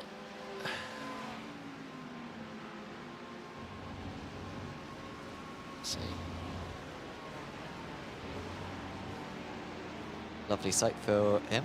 Oh, we didn't in the end see it, but he was just going to take the racing line. And this was the lead change. I think this first sector is going to be excellent for racing. Like there's some circuits like Barcelona where every time we visit there, it's just not a good racetrack. Yeah. But that first sector, and you know, you have it on lap 1 in particular, but as long as you're respectable, that's a brilliant combination. Oh, see, that one was just shame netcode. But the other time when we saw the glue, it was more of a case as the guy tracking out. Oh. And this is Agard going up again. It's tough. It is a tight twisted track. Rosseth, despite a couple of mistakes, that lap that we were on board with Rosseth, he was sliding at every corner. But when he's not sliding, he is half a second catching just up over to Utorsa. So I wonder maybe if Utorsa's tyres are going away a bit quicker than Paul's and Rosseth's, who because the race is going against the man who's led the vast majority of this event. Yeah, fastest in quali, most consistent, and oh, that's awful. in... That is. I mean, to be fair, the chicane shouldn't be there, but the chicane is there, and the back marker did not help the situation there. Rosseth doesn't go for the move straight away. He realises that his best chance is to get in the draft and overtake him at the end of the straight. Yeah, plus he knew Utorsis was already fuming. He's got a really good opportunity here. Although, again, I don't really rate the BMW on brakes and traction, so Utorsis has shown he's more than able to handle the exit here. So let's see.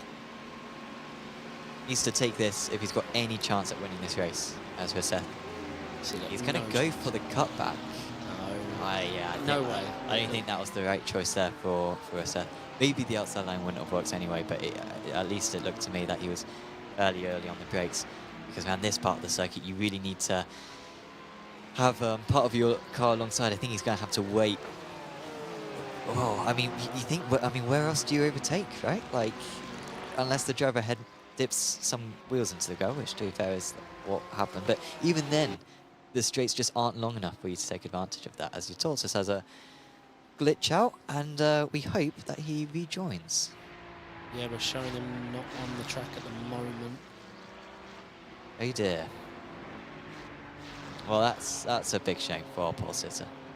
Oh. It's great news for Rosseth. No, Rosseth's back. Oh, that's a shame. Yep. Yep. He gone. He's not coming back now. Bit late. Yeah. Oh, well, it promotes everyone else up in place. Utorsis, I don't think was too bothered about the championship. Like, obviously, he still had a small chance at it, but he had already missed a round. He's just going for the race wins for the rest of the season, I think. And, well, it's not going to come tonight, unfortunately. Great performance, though. Yeah. Really the perfect run. Just something about the second stint, whether it was if he did take 2 tyres and didn't like the balance, or if he underfueled too much on his second stint and had to save. But I just feel like something in that second stint wasn't in place like it was in the first. Yeah, you're right. And I get it. It can be anything playing on your mind. First time I ever did endurance where I took 2 tyres, I hadn't practiced it, but we needed to do it to maintain our position. Sure. And I remember the panic feeling, because as I turned the wheel, I just didn't know what I was like. You know, I was nervous, and it cost lap time. Now I don't mind. I wasn't even sure if Toss was going to finish in the top 25. He's definitely going to do that. He's 21st and he's probably a couple of corners away from getting into the top 20 again. He's got Steven David ahead of him. Then it's Van Grieken. He could maybe get Hubler by the end of this race. Won't be allowed. Ooh. Oh, no, it's all right. Piozzi. Oh, yeah, Piozzi has lost a place. I saw he was off the circuit for a moment, but he has lost a place to Delaval, who takes his customary 3rd place. I think this might be his third position out of 4 rounds for Delaval this season. Toffs was not close enough, didn't have the straight line speed behind the Mercedes. He's going to have to try later on. Well, that Porsche looks like its traction has left. Looks like it's really having to control that car on throttle. I think Delaval lost it, I think, at Casanova or Savelli.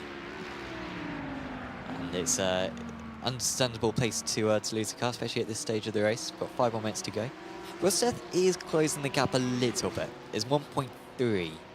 It seems like in this second stint, Roseth is the fastest driver, but I don't see him passing from here. And I don't think we're seeing Porter make a mistake so far this season. Correct. I mean, he's been hit out of the race, but he hasn't made a mistake himself. And it usually shows in the second part of the race where his strength comes in. He's usually very calm and collected and precise in the first stint, and in the second stint it's more aggressive and gets the job done. So yeah, not the kind of man it's easy to pass. But yeah, Rosef has, I mean, he was helped by them 2 battling and it brought them in. Then whatever was going on with Tortoise allowed Rosef to catch up, and then the back marker allowed Rosef to be right on his bumper, and then he ran out of internet. Yeah, Rosef's, he's there. Porter can definitely see him. Yeah, quarter of a second faster last time round. By the way, another shout out to another sponsor, VRS. So you check out their pedals, their wheelbase, and their wheel rim. You can go to apexracingsim.com in order to order your own. And they are highly regarded as some of the best equipment that you can get in sim racing, in particular the pedals. We absolutely love them at the Apex Racing Sim Centre. Several of the professional Apex Racing team drivers use it, and of course the ESR R1 competition as well use all VRS equipment. So we do thoroughly recommend giving them a go. So do visit apexracingsim.com in order to purchase some yourself. A guard with the move.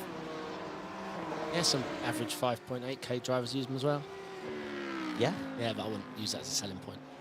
Where do you think you would be if it weren't for the pedals? I don't know. That's hard. You put me way on the spot. I mean, that's not a question that you can answer. I mean, both ways you go there. It's going to look bad, isn't it? Yeah, I refuse to answer. A good brake pedal with, you know, a stiff sim rig set is very important. Building that muscle memory is vital. You can do a lot without it, but finishing in a race consistently and nailing everything is well, I'm not saying nigh impossible because these crazy kids can do anything nowadays, but for someone muscular, it's a must. I'd say that that's the biggest game changer is the brake pedal. Yeah. Nothing can match it. Yeah, and I remember before I tried, direct driving a pretty good sim rig. Even then, people were saying, yeah, it's the pedals. Yes. It's like if you want to gain pace, it's the pedals. As Graman, I wonder if he's gone over the instant limit. Or fuel.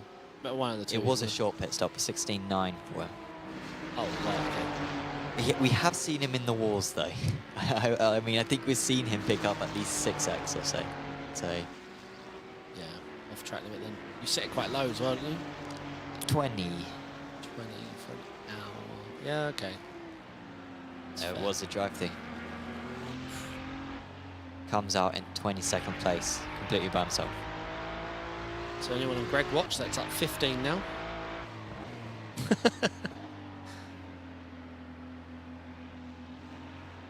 Question in chat asking for the replay of the Pram lead. We might be able to try to catch that for the end of the race. It was about on the 47-minute mark. It was when Muller got by, right? Yeah, it was the Mola Bizzigly Sketchley Hooper crash down at turn 1 earlier on in the race. Porter is 2/10 off the back of Dalval. This is definitely the position to watch right now. Mark Hutchinson and Adam Hedgecock also close on track.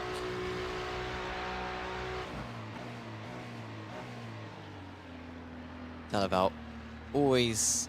I just feel reassured when I watch Dalval. Even when he's in a battle like this, I have total confidence he's going to win this battle and be fine. This is the last lap as well, so he hasn't got much longer to survive, and that was the big challenge, turn 1 and turn 2, and he's now got half a second against his rival. It looks like it's going to be another podium for him. It would be... Yeah, so he would have had a second, a third, and a third. Wow, Dalval. that's how you win championships. Porter, I think a first, a second, well, first, second, and a 7th, I think, last time out at Spa.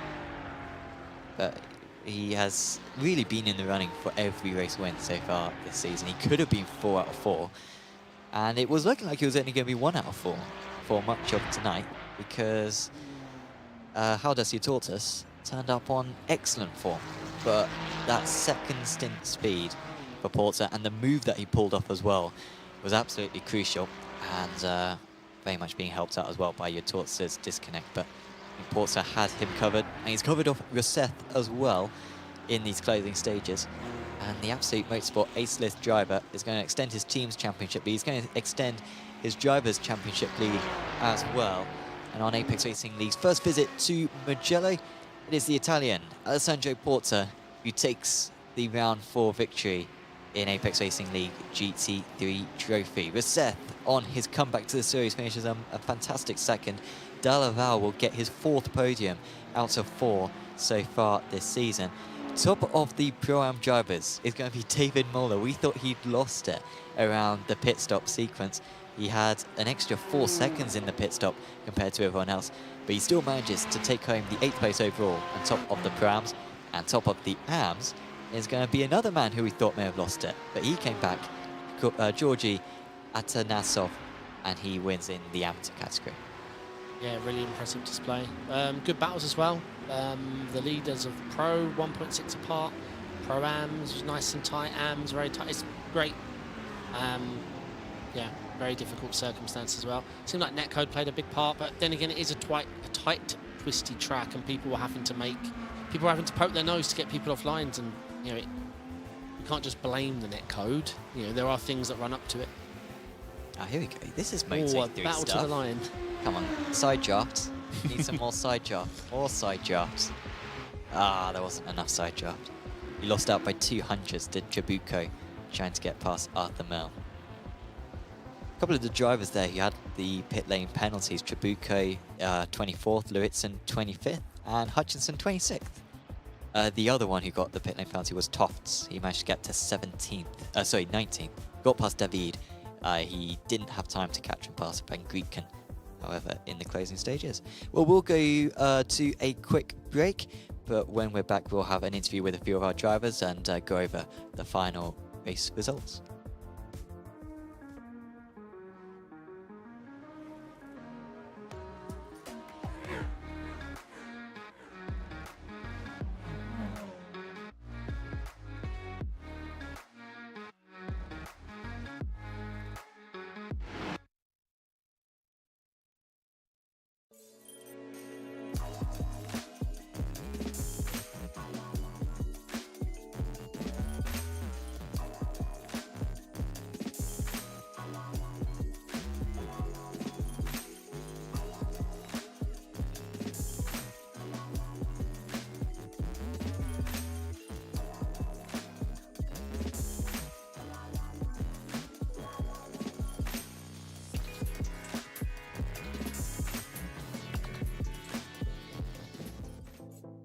Welcome back to the Apex Racing TV esports studio.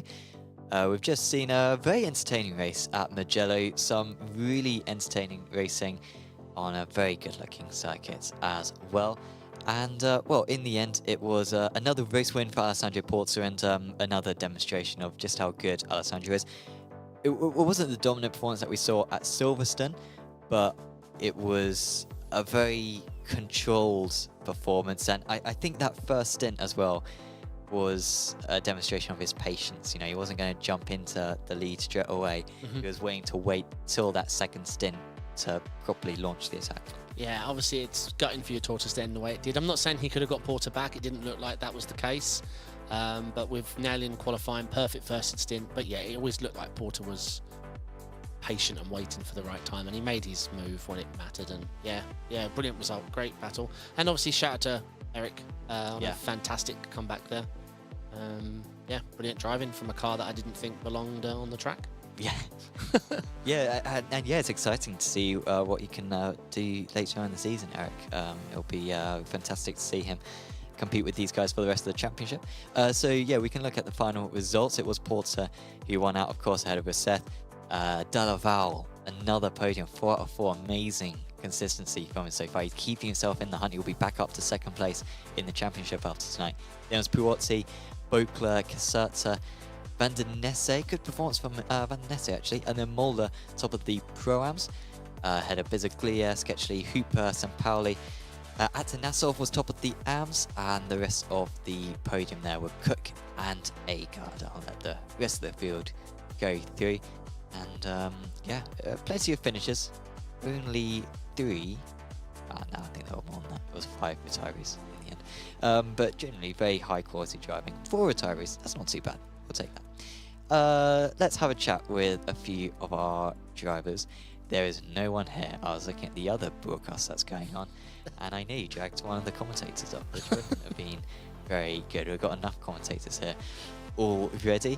But we can look ahead to the next round of the championship, David. And of course, it's going to be the double race format. It's going to be Watkins Glen for the next round. What do you mean double? I meant to ask earlier, double race. Yeah, so we've got the 30-minute race 1, and then we've got, 25-minute race 1. Double race. You should have said double race. I don't know what you meant. What did I say? Double race. You're fine. I'm joking. Okay. It's the way to remind you is the Brands Hatch race. No, I don't want to talk about that. Yeah. No, that's great. Watkins Glen's going to be fantastic. It's a great track. I think I love the track. I get the bus stop, we've talked about that already, but it's a fantastic circuit, always will be. And do you think the drivers will be excited about the reverse grids? I mean, when you were racing, was that something that you were, particularly your first season, or first meeting of the reverse, is it something that you were excited about, saw something different? Or? It really depends.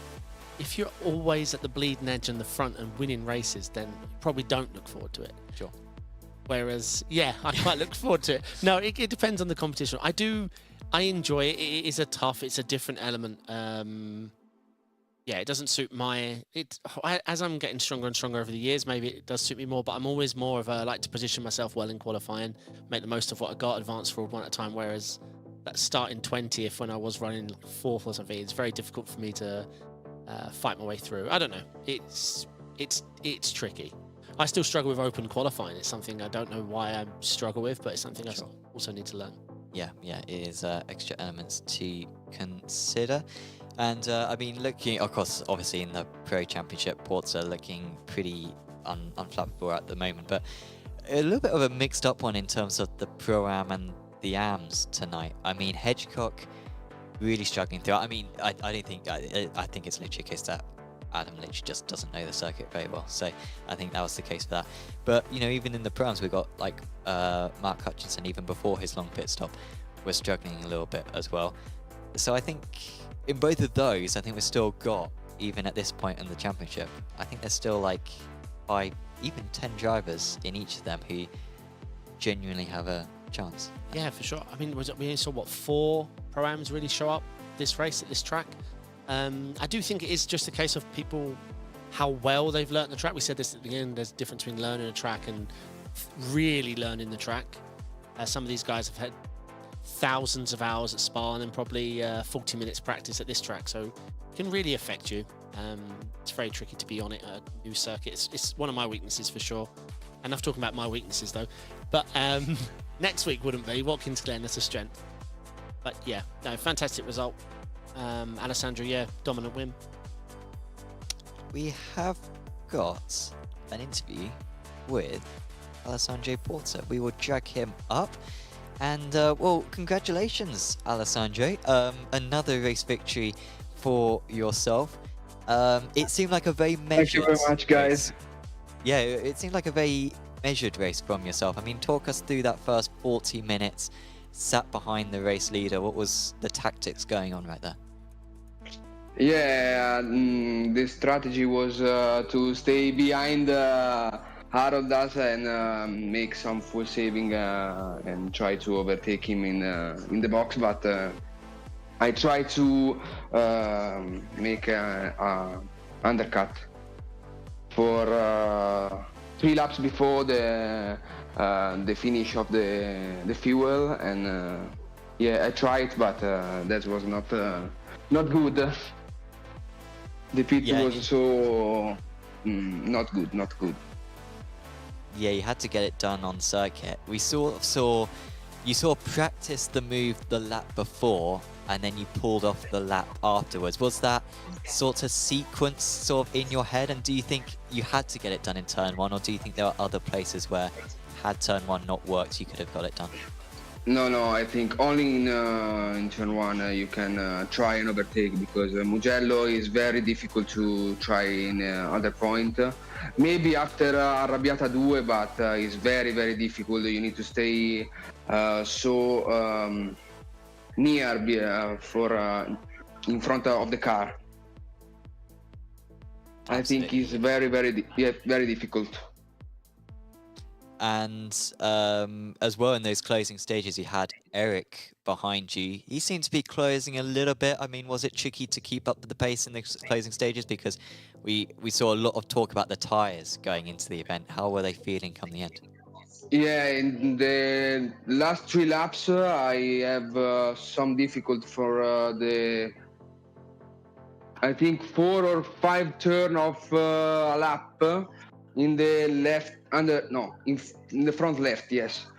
So the grease was so good, but the temperature was so high. I have 104, 105 grease in the front left. So it was so difficult to avoid the good pace and to try the most good feeling for the car in the older circuit. Definitely. Well, thank you for coming up and having a chat with us, Alessandro. Is there anyone you'd like to give any thanks to? Yeah, I want to thank my coach Riccardo Lamoglie, that he was so good to find a good setup, and we try hard for this race, and that was so good. Yes. So thanks to him, and I appreciate the win. Well, thank you once again for having a chat with us, Alessandro, and best thank you, of luck guys. next week. Thank you, guys. Bye-bye. Alessandro Porta, your championship leader and now race winner twice this season out of 4 events. Yeah, he has many reasons to be pleased, and I mean, it's been every round where he's been near the top. I don't think really, I mean, Dalaval's sort of been near the top each time. You know, he's been on the podium, but Porta's been fighting for the race win every single race, and no one else has been able to do that so far. Yeah, I mean, Zach's stayed with him at Spa, Dalaval, VIR, was it? Yeah, and of course Toffs was up there as well. And Toffs, yeah, and Spa. Yeah, it's been tough, but Porter's come out on top more than the others. So yeah, still lots to play for, but he's racking up the points. That 9th will be swallowed up by a drop week if he keeps this up. Sure, definitely. Yeah, he's looking really good, and yeah, we'll find out how he can do next time with the different formats at Watkins Glen, see how he can cope with a reverse grid race. But that is pretty much everything from us. Of course, if you have enjoyed this broadcast, please do leave a like and subscribe to the channel, because we've got loads more action coming up. We've got, well, I think Radicals is currently on right now. You can probably catch the end of that race at the moment. But we've also got the Champion Motorsports event on Sunday. That's going to be a really fun endurance event over at Jerez. We've got the Porsche Cup on Tuesday. We've also got the return of the Prototype Championship as well on Thursday, and many others coming up on Apex Racing TV. And of course, do make sure as well to follow our social medias on TikTok, Facebook, Twitter, and Instagram. And of course, thanks to Apex Racing Academy, SDK Gaming, and BRS for sponsoring this broadcast and helping us out with the championship. But for now, from myself and from David Sampson, we will turn over and start the Late Apex podcast. You can catch that in about a quarter of an hour's time. But for now, in the Apex Racing League GT3 trophy, we will say goodbye and we'll see you back at Watkins Glen in 7 days' time. See you then.